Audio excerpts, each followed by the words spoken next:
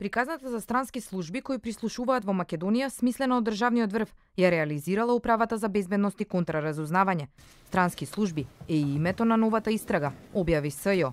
Поранешниот началник во УБК, Горан Груевски, во 2014 година ангажирал фирма која изготвила извештај дека во Скопје постојат дупли базни станици и поради тоа потребно е набавка на нова опрема од странска компанија.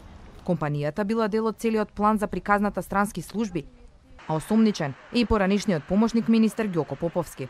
Имено, веќе во месец декември 2014 година, еден месец по изготвување на наречаниот извештај, оваа компанија, надвор од процедурите предвидени во Законот за јавните набавки, со веројатно најбрзата постапка за јавна набавка на опрема, преку дејствија на двајцата осомничени со фаворизирање од нивна страна, го добила тендерот за набавка на опрема за потребите на МВР.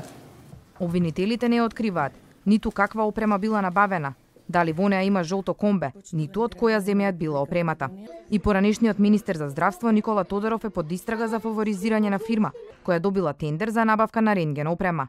Министерот овозможил фирмата, користејќи инсайдерски податоци, да добие информации каква опрема е потребна за да биде подготвена за набавката. Потоа истата фирма и го добила тендерот. Се тргнало во погрешна насока, откако во јавноста беше обеладенета аферата Визарис за фирмата на мајката на новинарката Ивона Талеска.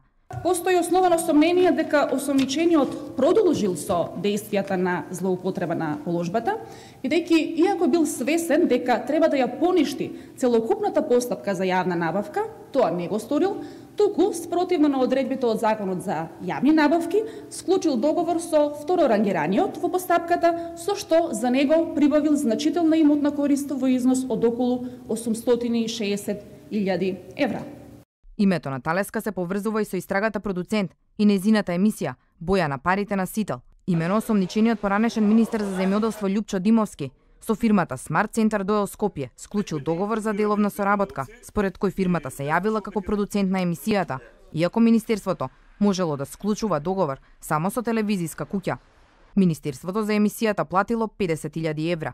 Фирмата Смарт Центар Доел Скопје на Талеска се споменува и во случајот Тифани, во кој таа и незините фирми се товарат за даночно затајување, но Талеска не е осомничена во новите случаи рентген и продуцент.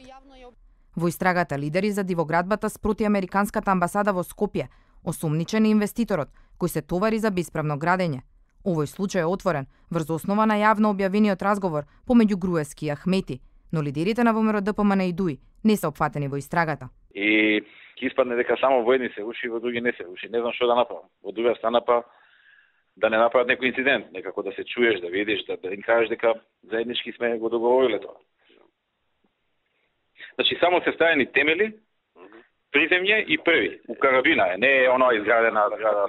Во прашањето пред амбасадата. СЈО презентираше и две проширувања: Транспортер 2 против екс-градоначалникот на Битола Талески и Тарифа 2 против едно лице кое е веќе обвинето. Во новите истраги на СЈО опфатени се 17 лица. Дополнително СЈО ќе одлучи какви мерки ќе побара против лицата.